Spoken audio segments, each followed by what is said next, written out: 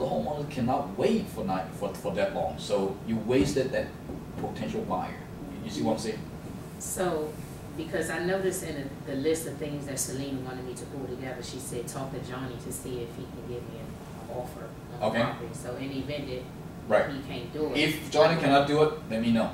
Okay, because normally the way that we do is that we respect the broker first, because we don't just work with one broker. We work with so many different brokers. So normally what we do is that, hey, we go back to the broker saying, hey, do you guys have any offer? If you don't, can we put in an offer? Okay, so from this point on, if Johnny doesn't have it, just give me a call, and I have one of my investors to put in an offer, and we go from that point on.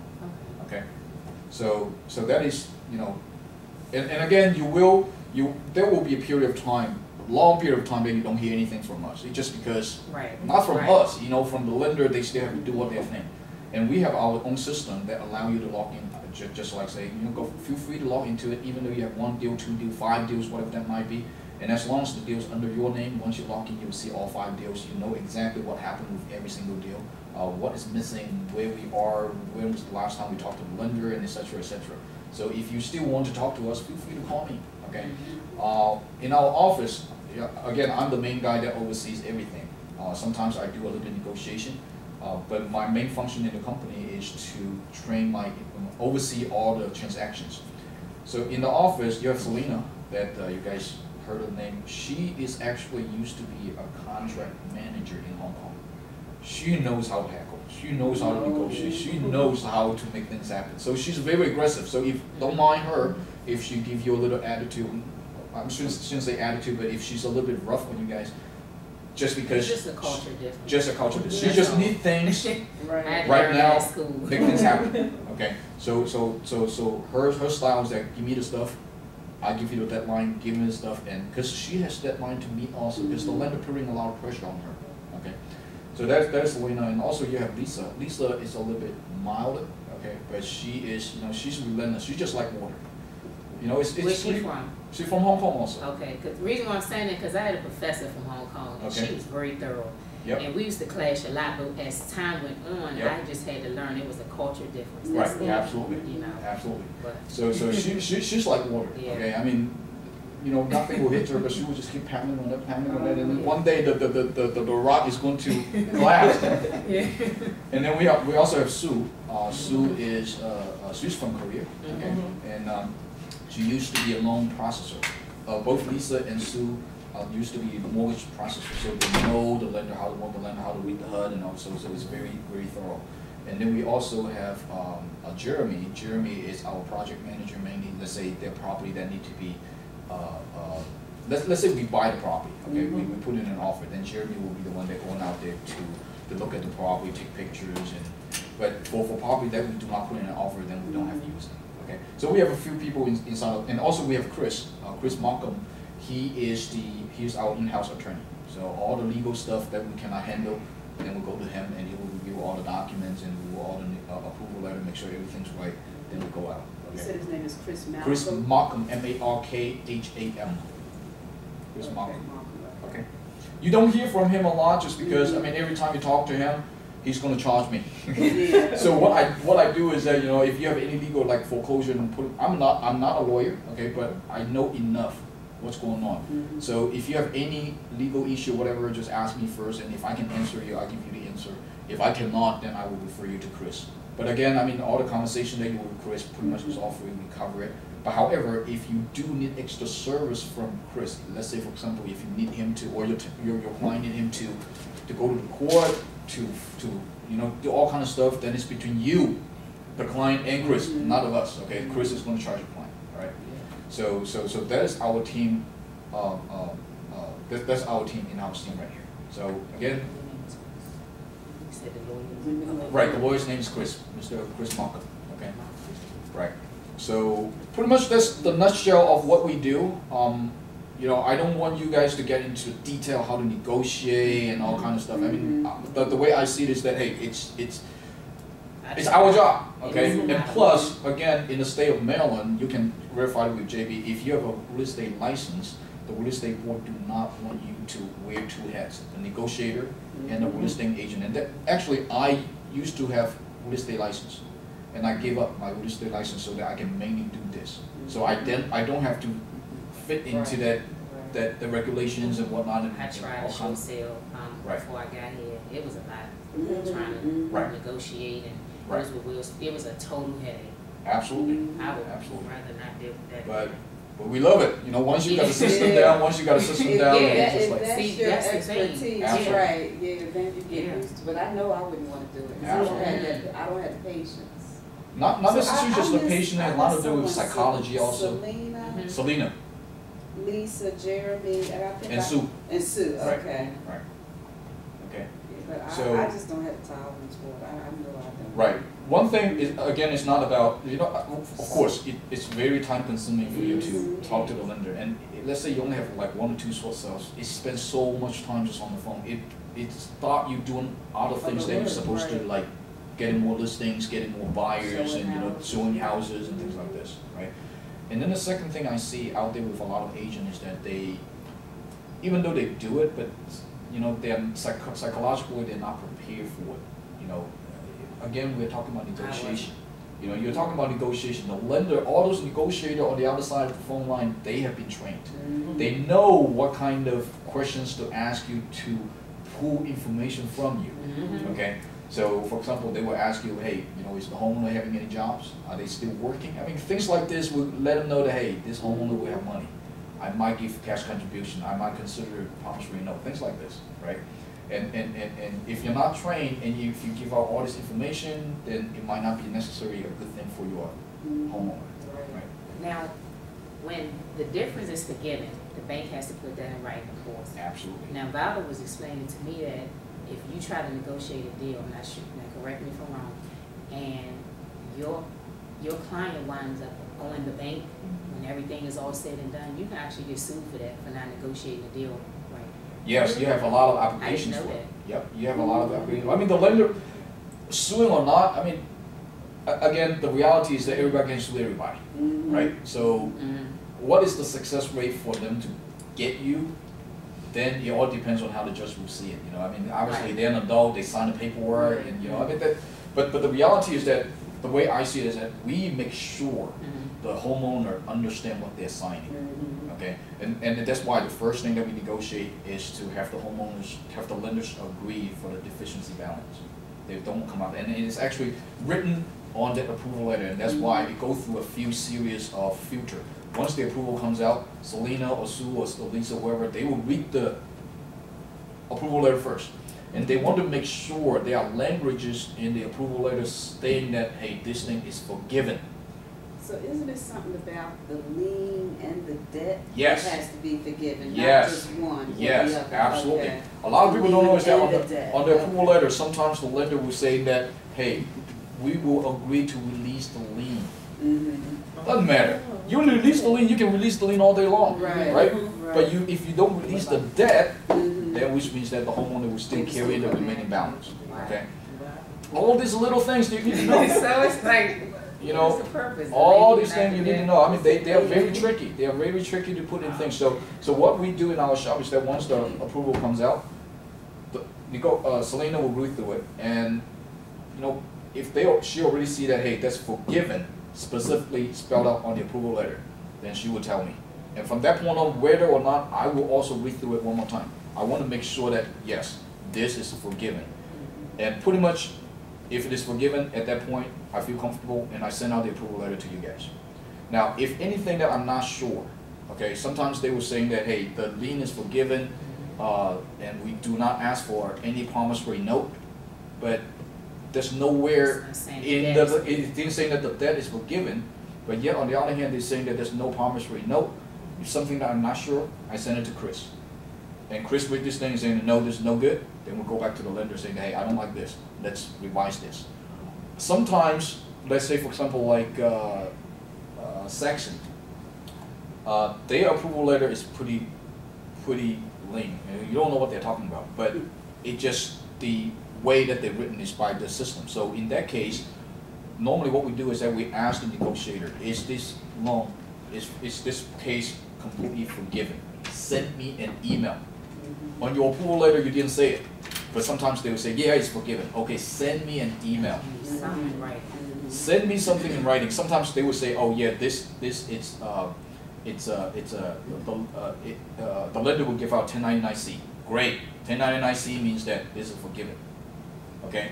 Sometimes they will say, yeah, this is completely forgiven. That the lender will not come after it, for whatever reason. So as long as we have things like this, we put into our file, then we're all good to go. And if we do go to court or whatever, then we can pull this thing out, show it to the judge. Hey, this is what we negotiate. That's what they agree to it.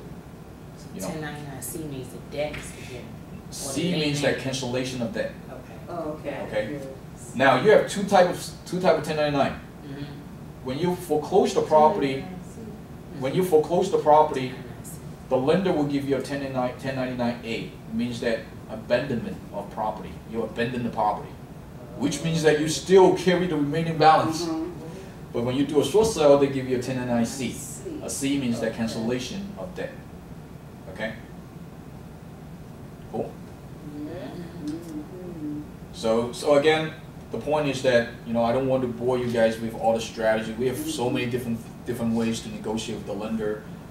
Again, we don't want to bore you with what we do behind the scene, but the things that we will get things done for you. But however, we work as a team. You know the property better than we do. Again, we have over hundreds of properties in our pipeline right now. We do have property all the way in California, Florida. We do a lot of business down Florida. There's no way that we can see the property. So in that case, we rely heavily on you. When you submit the case, let us know the condition of the property. Ideally, if you can give me some pictures, that'd be great. And also, please don't send us anything that we don't ask for. Okay, all we ask for is a few things. The homeowner's bank statement, 2 months, bank statements, all pages, 2 years of tax return, hardship letter. Selena was very specific. Exactly. I mean, you see your hardship letter, okay, and then and pay stubs, 2 pay stubs. That is all we need from the homeowner. Don't send them their medical bill, these, and none of those. We don't need those. We don't need none of those. Okay, those are only the 4 things because we deal with so many paperwork. And those are the 4 things. And then from you as an agent, I need listing agreement. And if you have a contract, put in a contract. If you don't have a contract, let me know. I put in a contract for you. Those are the 6 things that we need. And plus our short sale package that you guys have. If you don't have it, send me an email. I send it to you also. And sometimes the lender have their own short sale package too. Give me that. So if you have 2 different packages, have them to fill out 2 different packages and send it back to me. Okay, so those are all we need. And do me a favor, when you send it to me in 1 package, PDF format. Don't send it in JPEG. Man, we have an agent from you know, it's one of the California agent. Man, 50 pages, each page is a JPEG. No, we can't do that. You know, scan everything into a PDF format, send it to us. That's all we're asking for. And once we got that, normally within 24 to 48 hours, your file will be in our system. You should receive an email from our system saying that, hey, this is your login ID. You know, this is, we already put in everything. You will see this. Is it okay to set, like for instance, a short sale package that's 1 file? Absolutely. As long as you send it to me in 1 package. Big. Right. Okay. As long as you send it in 1 email or 2 emails. Right. Okay, you can. You know, don't send me 1 thing today and send me something tomorrow. Send it all at once. Right. You can say that, hey, Main Street, part 1, Main Street, part 2, Main Street, part 3. Okay, we know exactly what it is, and then we take care of it. Okay. Okay, that helps us out a lot. Okay. All right. So, and again, I just want you guys to focus on what you need to do. Just get more short sale listings. They're out there. You know, you close your eyes, you let them know what you can do. They will just keep coming, keep coming, and keep coming, and keep coming. I guess you tend to shy away from them when you're not educated about them. Absolutely, and that is why we're here for, to let you know that, give you the confidence. Don't afraid of short sale. You're not the one negotiating short sale. You're just listing the property, just like selling any you know, just like selling any real estate. And that extra part, we deal with it for you. It's just like, imagine you don't do the closing. You have the title company to do the closing. You don't do the mortgage. You have the mortgage company to do the mortgage. Now with the short sale, you don't need the negotiation. You need us to do the negotiation. That's it. Okay.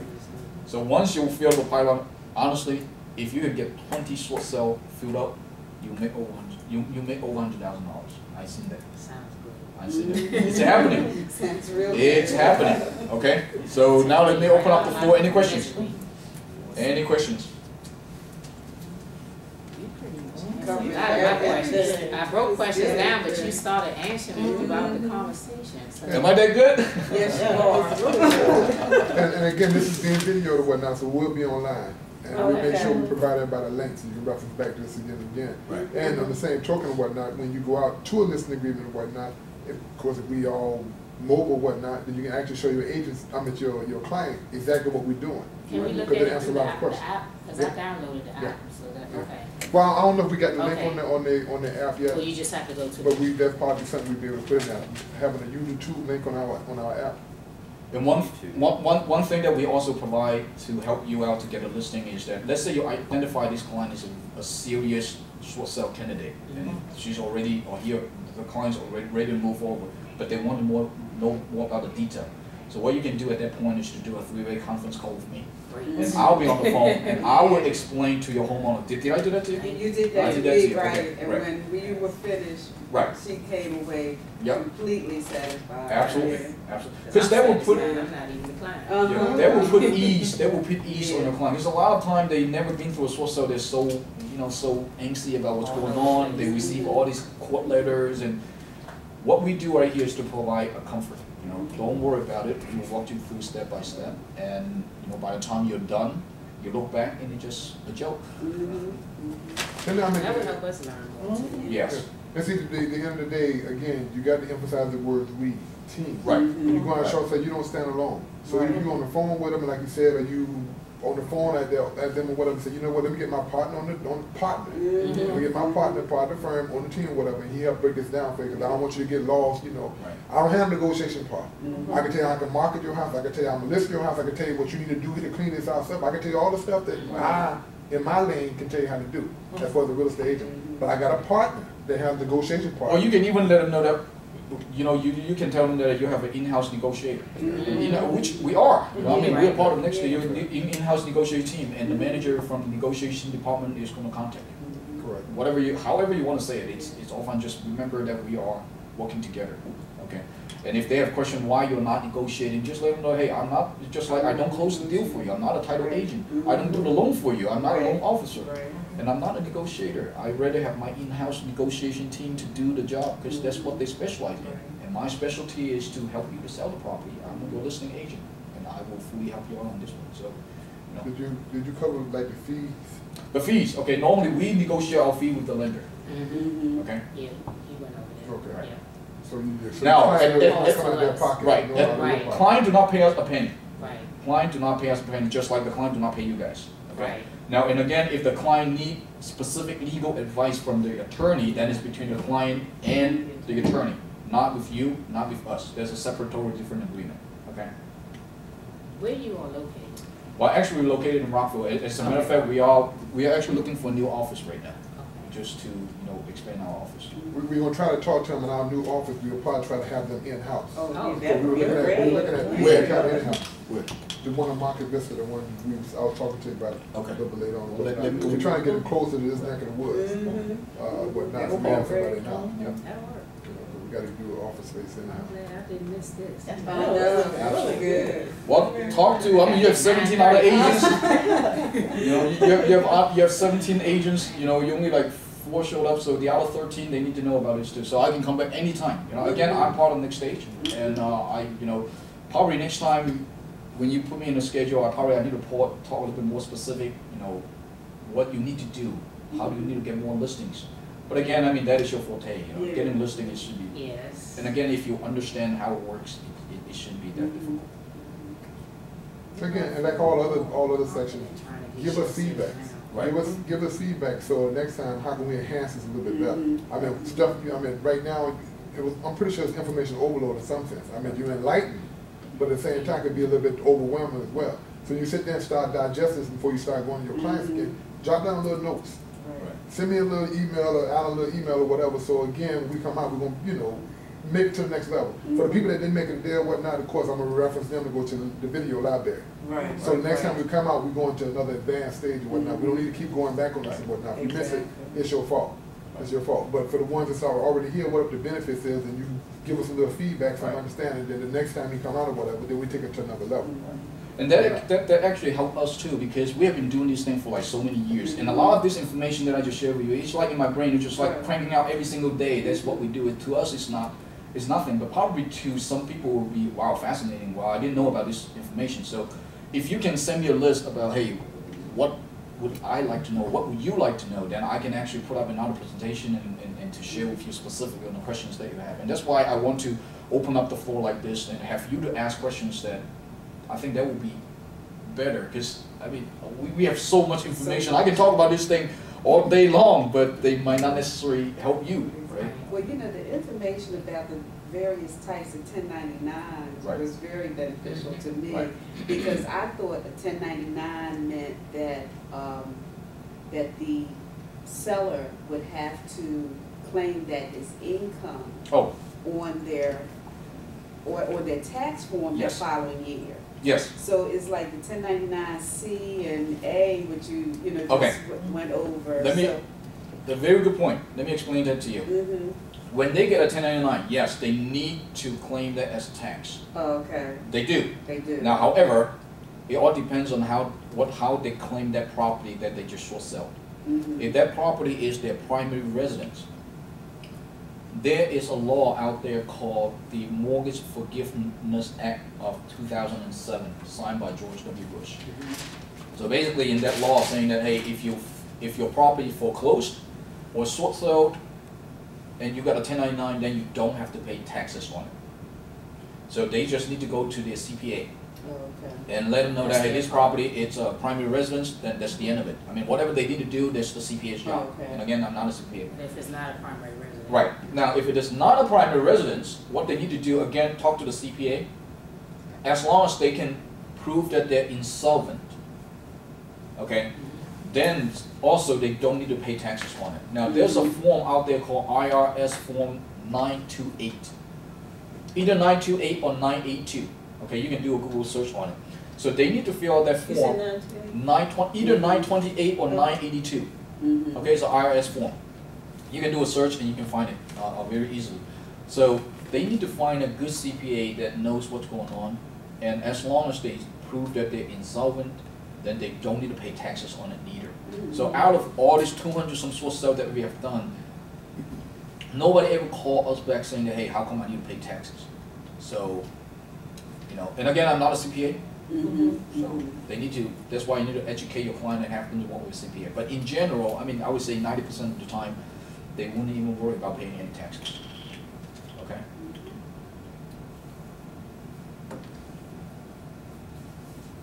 Anything else? Good info. Very good info. Good info, huh? Yes, indeed. Okay. So the next step for you guys to do is to load up the pipeline. Get listings. Okay? Get listings. Because I had an agent in Keller Williams office, very good friend of Leo. Okay. His name's Rob Chavez. Okay. Probably know him. Yeah. He's a very good friend of mine. Very, very good agents in Keller Williams. Okay. For the longest time, I tried to let him know that, hey, you need to do short sale, you need to do something. When I started out in 2006, when I started with short sale, and I really started talking to him, this is the trend, this is the trend. But he was doing so well with his normal real estate transaction, whatever. He just doesn't really care. But finally, he submitted a few short sale. I closed every short sale for him. I closed every short sale for him. He referred a few agents to us. We closed short sale for the agents. And all of a sudden we realized that, wow, there's so much money in short sale. So we started doing marketing, things like that. And now he become our #1 agent in my office. He has, in any given time, he has over 15 short sales with us. Wow. In any given time. I just closed one, the one that I just talked to you about, the Wells Fargo, the client that still keep paying for the mortgage. I closed that one for him. I made him $15,000 commission. 15,000. He didn't do none. He just gave me the listing. I did all the negotiation. I can show you the HUD if you want to see it. I like that. I can refer you to him. You can talk to him all day long. And I have another one closing for him probably this. I know it's this month.